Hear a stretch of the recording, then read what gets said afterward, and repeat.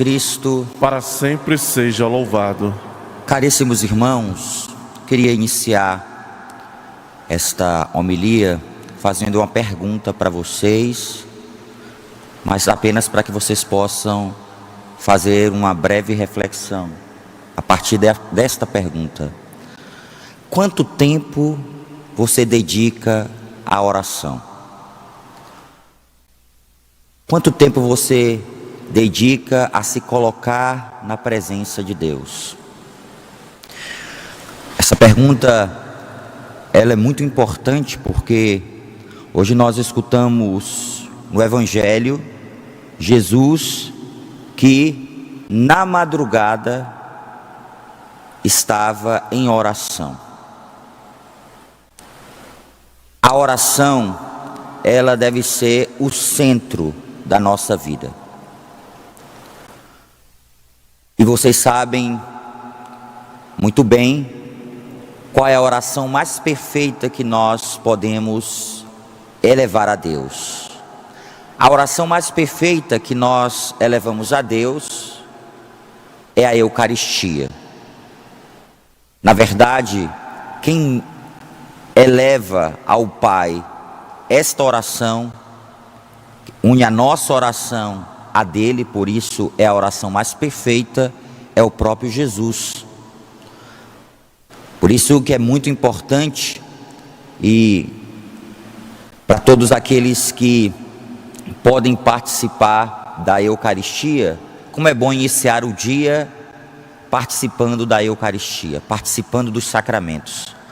A oração mais perfeita da igreja é a Eucaristia. Porém, nós também devemos cultivar na nossa vida práticas de oração. E quando eu digo práticas de oração, eu não estou aqui dizendo simplesmente que nós devemos, como alguns pensam, diante da pergunta que eu fiz no início desta homilia, alguns pensam assim: padre, eu tenho vida de oração. Todos os dias eu acordo, rezo o Pai Nosso, e quando vou dormir rezo a Ave Maria. Isso não é uma vida de oração. Isso não é uma oração profunda. Porque na verdade, nós precisamos a cada dia crescermos numa relação com Deus. A oração é uma relação pessoal com o Senhor. Quando nós paramos um momento, como Jesus nos mostra aqui no Evangelho, para, diante de Deus, escutar a voz de Deus, para escutar a vontade de Deus. No relato mostra o programa do dia de Jesus. Vocês perceberam que Jesus estava na sinagoga, foi à casa de Pedro, curou a sogra de Pedro. Depois, à tarde, Jesus cura outras pessoas que vão à sua procura. E no final, na madrugada, Jesus está em oração. Então, Jesus teve um dia que a gente poderia dizer, como normalmente a gente diz sobre o nosso dia, um dia exausto, um dia onde ele trabalhou muito. E muitos de nós podemos dizer também: eu não tenho vida de oração, porque o trabalho me consome muito o trabalho, as atividades da casa, tantas coisas tendem a nos roubar de Deus.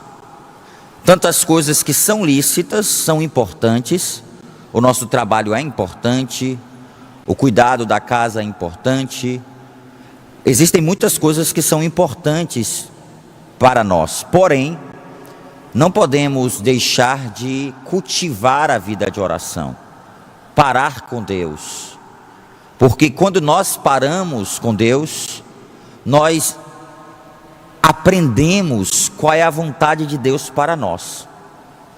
Tem muitas pessoas que têm dificuldade de compreender qual é a vontade de Deus para a sua vida. Tem muita gente que tem dificuldade para aprofundar os desígnios de Deus, para saber fazer o discernimento sobre uma coisa importante na vida. E por que isso acontece? Porque a gente não tem oração, porque a gente não tem o hábito de rezar. No Evangelho, logo após essa madrugada, o Evangelho não diz quanto tempo Jesus passou com o Pai em oração. Porém, os diversos textos bíblicos nos fazem compreender que existia uma intimidade muito profunda entre Jesus e o Pai. E quando os discípulos encontram Jesus, Jesus estava em oração. Quando os discípulos encontram Jesus, Jesus diz para eles: vamos a outros lugares, às aldeias da redondeza. Devo pregar também ali, pois foi para isso que eu vim. E andava por toda a Galiléia, pregando em suas sinagogas e expulsando os demônios. Devo pregar também ali, pois foi para isso que eu vim. Jesus vai compreendendo a sua missão na oração. Às vezes a gente tem uma visão sobre Jesus que não é verdadeira. A gente pensa que pelo fato de Jesus ser Deus, em Jesus tudo aconteceu somente pelo fato de Jesus ser Deus. E a gente se esquece que Jesus também era homem. E como homem, Jesus foi como nós muitas vezes fazemos. Claro, existe aqui uma diferença, que não existia contraposição entre a natureza divina de Jesus e a natureza humana. Todas convergiam para a vontade do Pai. Em nós isso não existe, porque por causa do pecado dentro de nós existe uma confusão. Dentro de nós existe realmente uma ruptura. E muitas vezes nós até sabemos o que é certo, mas nem sempre o fazemos. Mas Jesus, a sua humanidade estava em profunda comunhão com a sua natureza divina. E Jesus vai descobrindo, como qualquer pessoa, Jesus vai descobrindo, tendo consciência da vontade do Pai. E o que faz compreender a vontade do Pai? A oração. Foi para isso que eu vim. Foi para isso que eu vim. Jesus vai percebendo que a sua missão diz respeito à salvação do mundo inteiro. É na oração que a gente faz as grandes descobertas da nossa vida. Para todas as coisas que nós devemos fazer, para todos os discernimentos que nós devemos realizar, é preciso fazê-lo em oração. É preciso crescer. Existe um livro de um autor chamado Amedeo Tintini, que ele fala sobre ritmar a nossa vida segundo a palavra de Deus. Deve ser assim. O ritmo que nós devemos dar à nossa vida é o ritmo da palavra. E como é bom vocês estarem aqui presencialmente, participando dessa Eucaristia, porque vocês estão escutando a palavra de Deus, começando o dia escutando a palavra de Deus. E esta palavra que nós escutamos no início do nosso dia deve ritmar todo o nosso dia, deve dar o ritmo ao nosso dia. Nos momentos que a gente estiver passando ali por uma situação, no momento onde alguma coisa nos perturbou, a gente se recorda da palavra de Deus, a gente se recorda do que Deus nos falou na sua palavra. Então, começar o dia crescendo na nossa relação com a palavra, dedicando tempo à oração, parando com Deus, porque a oração, como nos diz Santa Teresa, é um trato de amizade. Na oração eu me relaciono com Deus, para além das práticas devocionais que são muito importantes. Para além das práticas devocionais que são muito importantes, nós precisamos cultivar uma relação íntima, próxima, parar com Deus, meditar a palavra de Deus e ali deixar Deus falar o nosso coração, ali deixar Deus determinar os passos que nós devemos dar, o caminho que nós devemos fazer na oração. E claro, para rezar a gente precisa se determinar. E oração não acontece ou não deve acontecer simplesmente quando a gente está com vontade. Tem gente que acha que deve rezar quando está com vontade. Hoje eu não vou para a missa hoje não, porque eu estou sem vontade. Eu não vou hoje rezar porque eu não acordei com vontade de rezar. Isso é a experiência mais primária que uma pessoa pode ter. Na verdade, a gente não reza porque a gente tem vontade de rezar. A gente reza porque nós sabemos com quem nós nos relacionamos. A oração é um momento de intimidade com Deus. E quanto mais maduros nós somos na nossa vida espiritual, quanto mais maduros nós somos, mais a gente vai rezar e mais frutuosa será a nossa oração quando a gente não tiver sentimento algum. Quando você não tiver sentimento algum na oração e você for para a oração, talvez essas orações vividas sem sentimento algum serão as suas orações mais frutuosas. Porque você vai deixar de buscar a oração simplesmente para ter o consolo de Deus. Tem gente que vai para a oração para ser consolado por Deus. Mas sabia que a oração também é um momento onde a gente consola a Deus? A gente se coloca como Santa Teresa se colocava diante de Jesus flagelado, e ali se colocava como alguém que está diante do sofrimento de Deus. Do sofrimento de Deus. Nós não precisamos, para rezar, experimentar os consolos. Claro que Deus vai nos dar consolo na oração.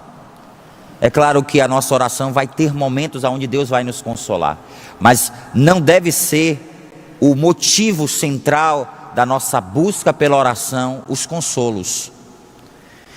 Consolo acontece na nossa vida principalmente quando nós estamos iniciando a nossa caminhada com Deus.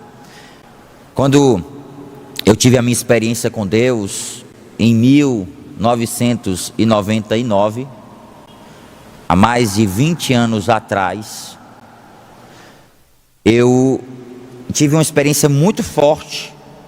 E aquele início da caminhada com Deus, foi necessário que Deus me desse consolações, que eu realmente experimentasse da presença de Deus. Porém, os anos vão passando na nossa vida, e Deus quer que a gente cresça, Deus quer que a gente seja adulto.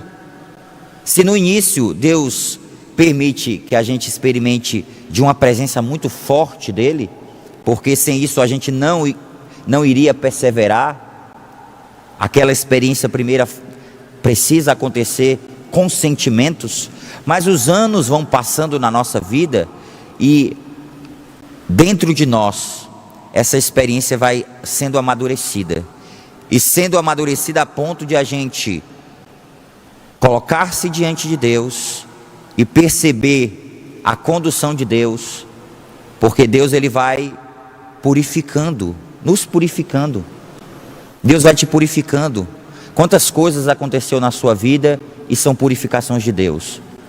São situações que Deus permite para você purificar e amadurecer. Talvez nesse tempo da pandemia a gente perdeu alguém, um familiar, uma pessoa muito próxima a nós. E isso se levantou como um dia uma pessoa ligou para mim falando da perda de um ente querido, e a primeira coisa que ela falou foi: por que Deus permitiu? Por que Deus permite? Tem coisas que a gente só vai compreender quando a gente chegar no céu, mas tem algo que a gente pode já compreender a partir de agora, que na verdade tudo na nossa vida acontece para o nosso amadurecimento. Tudo. As coisas boas, mas principalmente as coisas que não são boas.